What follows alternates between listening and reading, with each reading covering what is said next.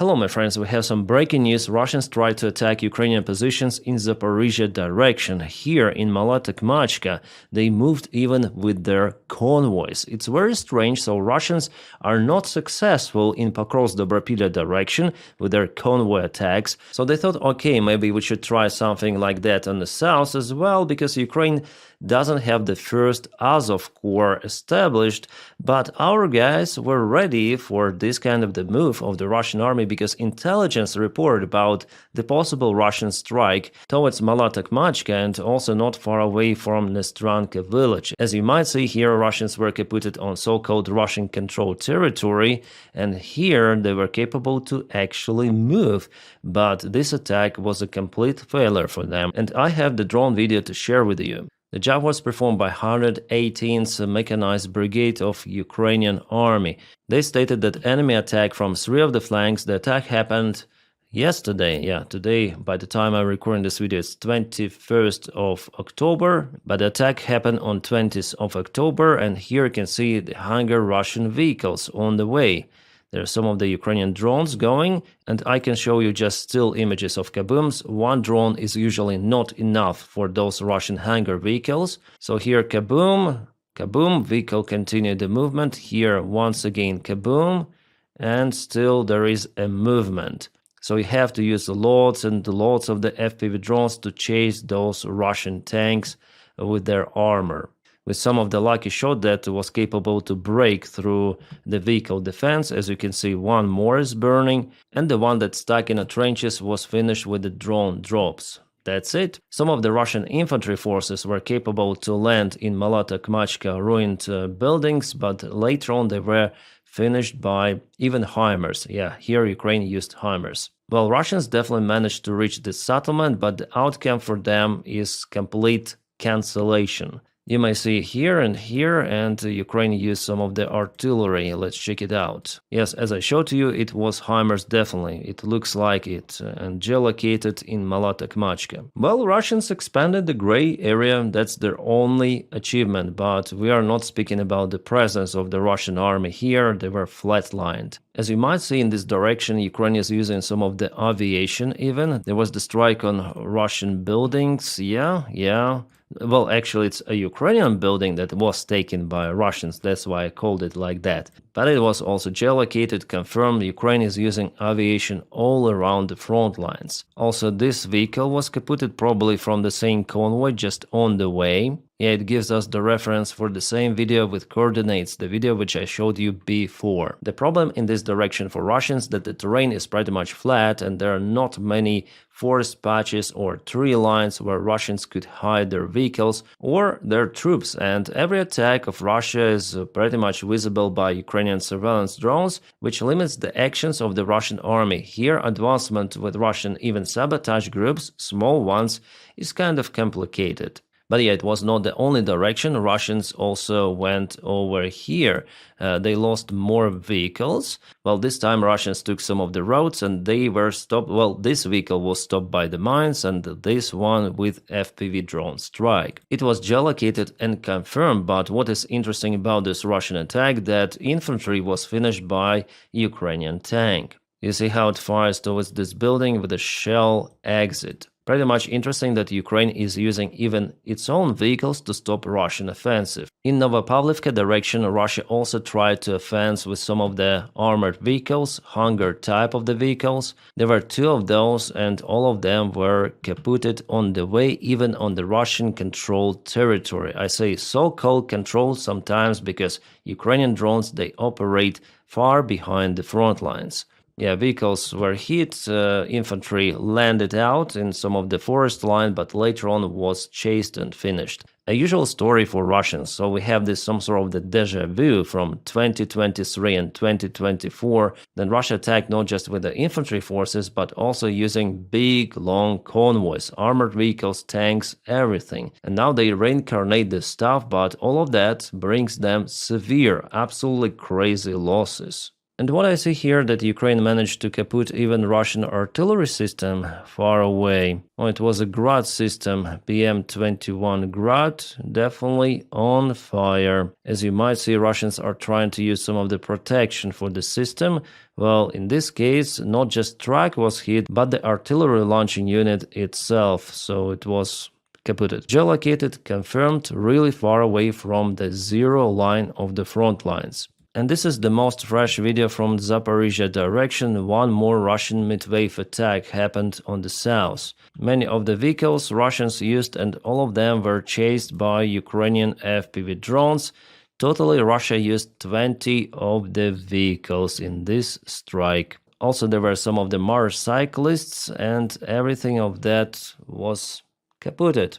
The job was performed by Ukrainian Brigade Roniny. And this video I got from Sternenko channel, who supports drones for those units. So for a single day, the losses of Russia in Zaporizhia direction are comparable to what they have lost recently in Pokrovsk-Dobropilya.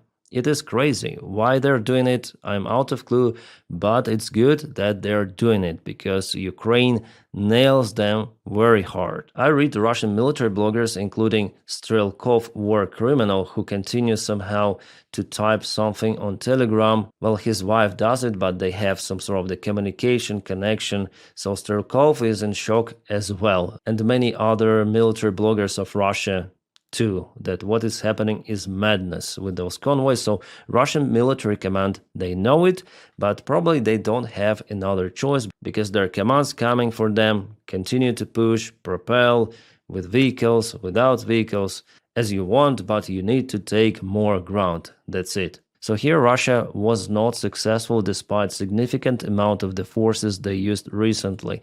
Well, Russians also tried to advance towards Stepnogorsk, and there is the expansion of the gray zone for now. Ukraine works with some of the artillery systems on Russian positions, and the Russians are moving closer to the settlement.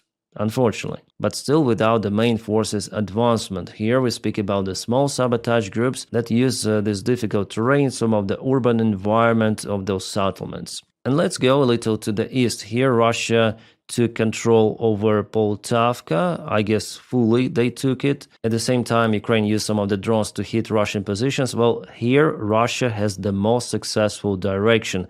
They still hesitate to use their armored vehicles here for whatever reason. Probably they decide to use those in the most robust Ukrainian defense directions. In this direction, they advance with their infantry, motorcycles, all-terrain vehicles, and they back up everything of that with lots of the aviation strikes. As you might judge on those kind of the symbols over here, and Russia recently started to modernize their aviation gliding bombs. They convert those into some sort of the cruise missiles. I think you might call those cruise missiles in this case. Then Russia puts the jet engine to expand the range. So now the estimate range of those kind of the gliding jet missile bombs is roughly 200 kilometers, which is pretty much high. Potentially Russia may reach Poltava from its own territory and also the capital city of Ukraine, Kiev. This Russian gliding bomb was found in Poltava region of Ukraine, FAB 500 it is, and it was equipped with a jet engine. Luckily,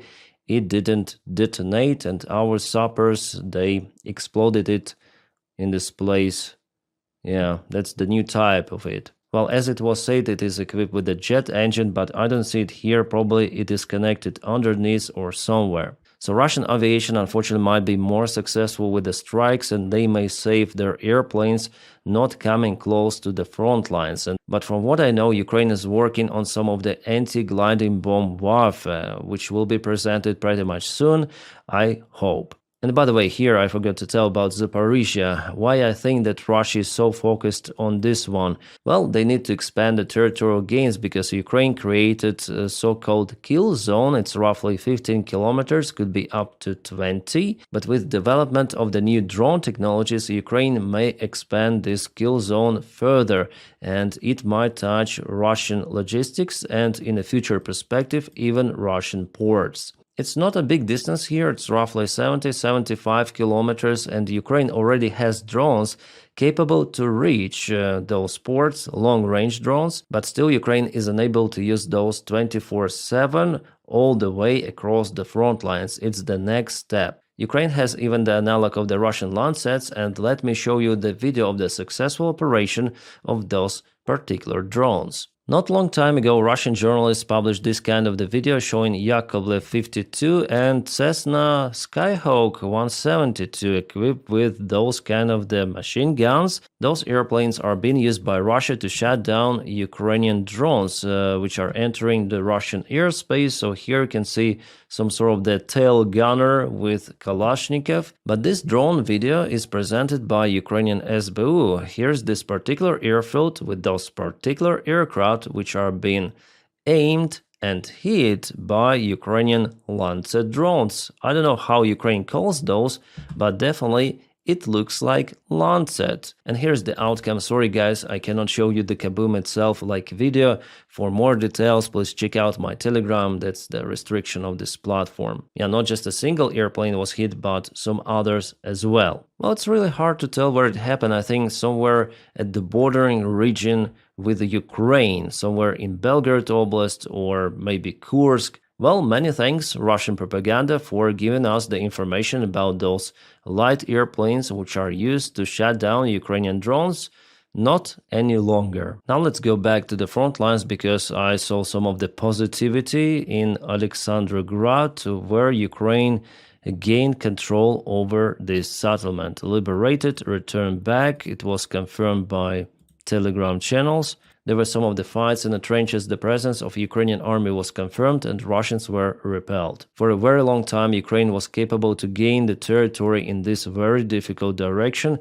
And as you see, Ukraine also hit some of the Russian vehicles, Russian artillery system. Yeah, it was Grad once again, so it was kaputted very, very far away. As for Pokrovsk, well, there are no any changes. The fights continue inside the settlement, inside the town as well. In Dobropilya direction, also nothing new. In Konstantinovka direction, there are attempts of Russia to move further with small sabotage groups, but the front line is standstill. Kupiansk, very difficult situation for Ukraine. Russia uses drones, Ukraine as well. And we have the update from the deep state military map that give us the advancement in Malinivka yesterday and today. Also, Russians occupied Poltavka. I already mentioned it for you. So yesterday and today. And Kalinivsky, also light Russian offensive in this area. As I continue to tell here, Russians every day, almost every day, take the ground in Zaporizhia, Dnipropetrovsk and Donetsk regions. But still, this movement is not enough for them to break through Ukrainian defense lines. The main defense goes through Pokrovsk and towards south. An interesting case today happened in Hungary and also Romania. Some of the oil facilities and also refineries affiliated with processing Russian oil caught fire. On the night of October 21st, two strategic energy sector enterprises linked to Russian oil suffered accidents. Yeah, almost simultaneously in Hungary and Romania. Fire at the MOL refinery in Hungary, the MOL Dunai Finomito oil refinery complex near Budapest, was kaboomed in a large fire. The enterprise temporarily partially stopped operations. The plant processed the Russian oil. Later on, an explosion occurred in Petrotel Lukoil refinery in Romania. The plant belongs to a subsidiary of the Russian company Lukoil. According to the official data, the explosions occurred in the individual sewage system during the repair work. One contractor employee received injuries and now in a hospital in stable condition. So, since those events happened simultaneously with oil connected to Russia, and as you see, not just Hungary is dealing with Russian oil, yeah? I think that it's impossible for it to be some sort of the coincidence. People smoked at the wrong place at the same time? No, I think it could be also a false flag operation to accuse Ukraine for some of the attacks on European partners, because just European partners now influence Ukrainian military, giving own weapons and also purchasing weaponry from the United States of America. So there could be also the action of Russia towards that direction, but I'm here so far not sure. It could be everything. I'm just gonna monitor the situation. It is very, very interesting. But so far, Orban is not screaming, oh, it's Ukraine, Ukraine. No, he's pretty much calm, and today he's invisible. What I do not understand is the cooperation between Russia and Georgia. So Russia ships first oil to new refinery in Georgia. Because Ukraine hits refineries on territory of Russia, Russia is now looking for alternates where to refine its oil. So they called Georgia, the country which they attacked back in 2008, and they agreed that Georgia will just refine Russian oil and send fuel to Russia. Crazy. Georgia now has a really pro-Russian government. Yeah, there are some of the protests of people, but they cannot change the situation. I think that the only way possible for them to change it is like Ukrainians did back in 2014, just using force against police, government. Their government just does not react on peaceful protests. We see it, we saw it, and yeah, it's like that. Russia has established its full control using the soft power. It's the variant where Russia was definitely successful. Well guys, we have some interesting news, but I don't want to make this video long. That's why I'm gonna sleep and film one more video for you in several hours. Bear with me and subscribe for the channel, by the way, not to miss my videos. My friends, separate thanks for my Patreon supporters and also members of this channel. Guys, you make my job possible. And I wish you all a peaceful sky wherever you are, and have a great time.